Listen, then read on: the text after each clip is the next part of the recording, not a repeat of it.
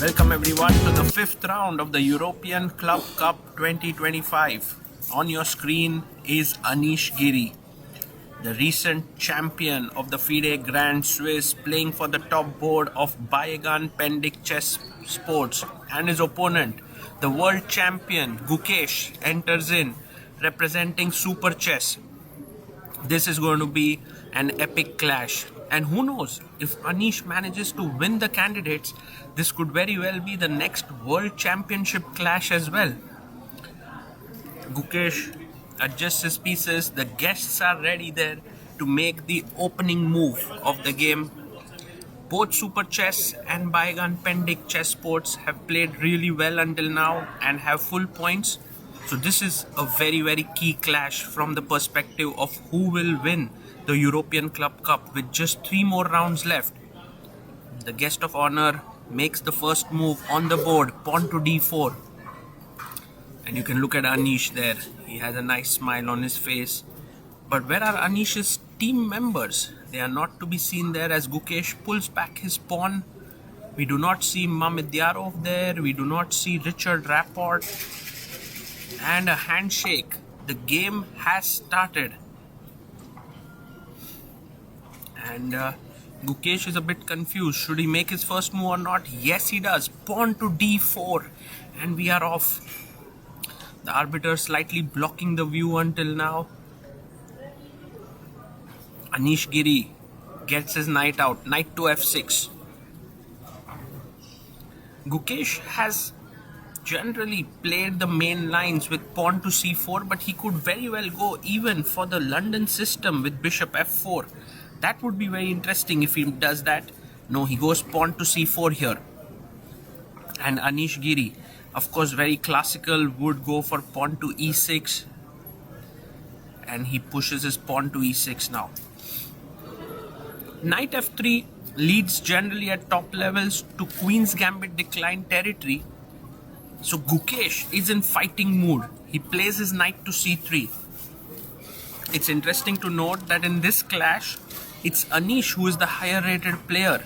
2759 ELO. Gukesh has dropped a bit. He's down to 2752. We have the Nimzo Indian on the board with bishop b4 and pawn to f3. The Zamish system. Gukesh actually taking a leaf out of Arjun's book there. This is favorite line of Arjun Erigaisi. Gukesh plays f3. Anish pushes his pawn to c5. Now d5 is played often. a3 is played here by Gukesh. And bishop c3 is the main line. Does Anish have some new ideas up his sleeve here? Yes, he does. He plays bishop to a5. And this is a very interesting move here by Anish Giri, keeping the pin and keeping the tension here. Gukesh now takes his time. Maybe he's already out of book. And that's interesting. When you can get the world champion out of book in just 5 moves. Pawn takes c5 taken, well, in 30 seconds. So maybe Gukesh is not out of book. He was just recollecting his lines. But now you can see white wants to push the pawn to b4 and consolidate the pawn. So clearly black must take on c3. And Anish does so instantly. Bishop c3 triples the pawn in white's camp. So what is the compensation white has? Well, firstly, white has an extra pawn. Secondly, white has the bishop pair in the position. Anish quickly plays his knight to a6, attacking the pawn on c5. And now the main move here is queen d4, trying to defend this pawn and putting the queen in the center. But Gukesh is like, I don't need that pawn. I'm pushing my pawn ahead to e4. This means that you are giving up on one of your advantages, which was the extra pawn. And Anish quickly chops off the pawn, knight takes c5. And Gukesh's question to Anish is, where is your knight headed? Because if you go knight h5, then this knight can eventually get trapped after bishop e3 and g4. So Anish plays knight g8, and that too super quick. Gukesh down to 1 hour 9 minutes. Anish has 1 hour 30 minutes. Bishop e3 attacking the knight on c5. This is modern chess for you. The knight went back to g8 and still black has a great position. Pawn to b6. One of the key reasons why black's position is good is because of the knight's position on c5. It is an outpost. Knight to h3 played by Gukesh. Maybe he wants to reroute the knight to f2 and take it towards the center via d3 or e4.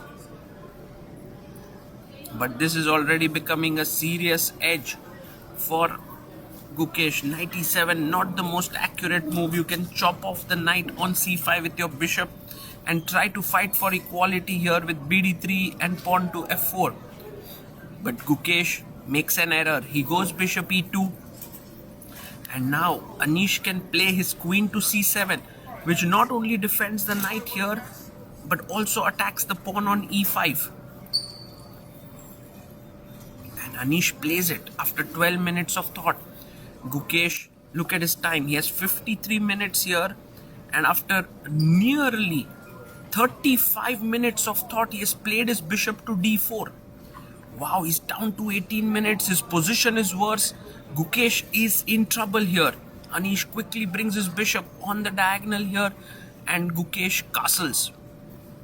Well, he needs to start moving quickly. He needs to make 26 moves in 16 minutes. That's not easy. And Anish castles, he's playing all logical moves. The e5 pawn is slightly weak here. Queen to e1. What is Gukesh up to? Maybe he wants to put his queen on h4 for an aggressive attacking position, but Anish is quick to get rid of the e5 pawn. If you don't have space, you don't have attack. Pawn takes pawn. And Anish comes back, chops off the pawn. Queen takes d6. I love black's position right now. Each of the piece very well placed. Gukesh brings his rook to the center. He's threatening bishop takes g7, attacking the queen here.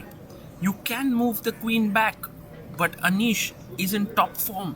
He sees that e5, Gukesh has no good discovered attack. Bishop comes back to e3, attacking the queen. And now queen to c7. You could also play queen to c6, but queen c7 makes sense. Queen f2, and I think this move is Gukesh's way of saying, man, I'm going to take on c5 and I'm going to let you take with the pawn so that my pawns on the c file are safe.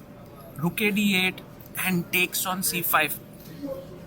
And now Anish can take back with the pawn to keep his winning chances alive here. But instead, he takes with the queen. And this is like giving up on all his edge. Because now Gukesh chops off the queen, pawn takes,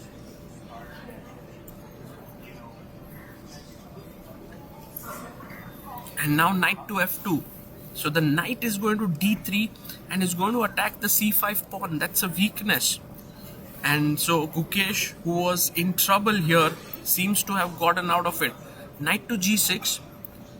And now can we play knight to d3 is the question here.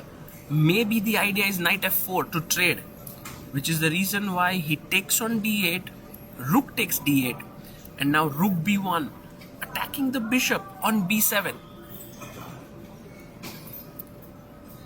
Anish plays his bishop to c6, slightly improving his position. The rook cannot come in on b7. But king f1, I like this move. Just getting the king into the game. Knight f4 played here, attacking the bishop on e2 and also putting pressure on the g2 pawn. Well, you can hear some of the voice coming in the background. That's because this recording is currently being done at an airport. Bishop d7 played. So bishop comes here. By the way, notice you couldn't have taken twice here because of back rank mate. So rook comes into b7. And Gukesh down to 1 minute 43 seconds. Anish has 17 minutes. Bishop comes to e6. Now one of the threats could be to take on d3 and maybe take on c4. So king moves away to g1 so that in the end there's no pin over here.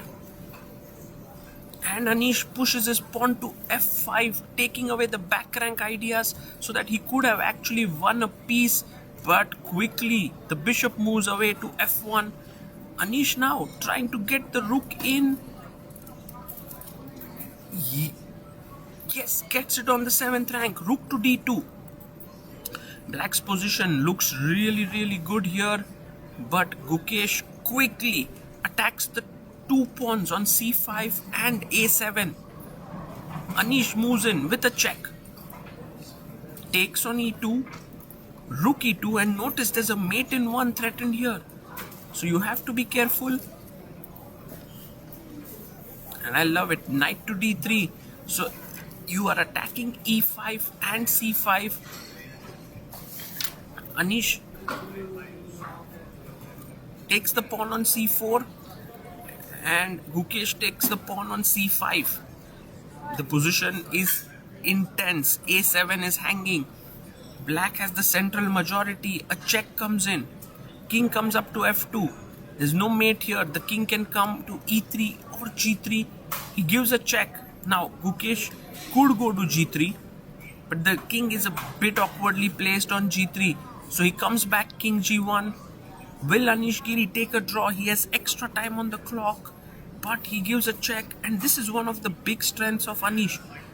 He might be better for the entire game, but once he feels that, oh, he touched the rook, he played it on e2 and left it back. Maybe some ambition is being born. No, it's gone. Rook e2 check, and Gukesh is like, I'm going to claim threefold repetition. Anish accepts a draw. Well, and a pat on the back from Ivan Sokolov on Gukesh, because although he saved a tough position here, draw is maybe a normal result, but a very good result for SuperChess, because Parham Maksudlu is clearly better there against Richard Rapport. And also in the end, we had another win on the last board, Daniel Darda beating Volodar Murzin, which means SuperChess scored an emphatic win over the top seeds Bayegan Pendik Chess Club, and Gukesh remains unbeaten in this tournament, moving confidently. He's played until now 3 rounds. He didn't play the first 2 rounds. He scored 2.5 points out of 3, and it'll be interesting to see how he fares in the last 2 rounds. For now, Anish Giri is in top-notch form, so a draw seems to be a very logical result. And as always, Gukesh puts back all his pieces, pays his respects to the board, and takes off. This is Sagar Shah signing off.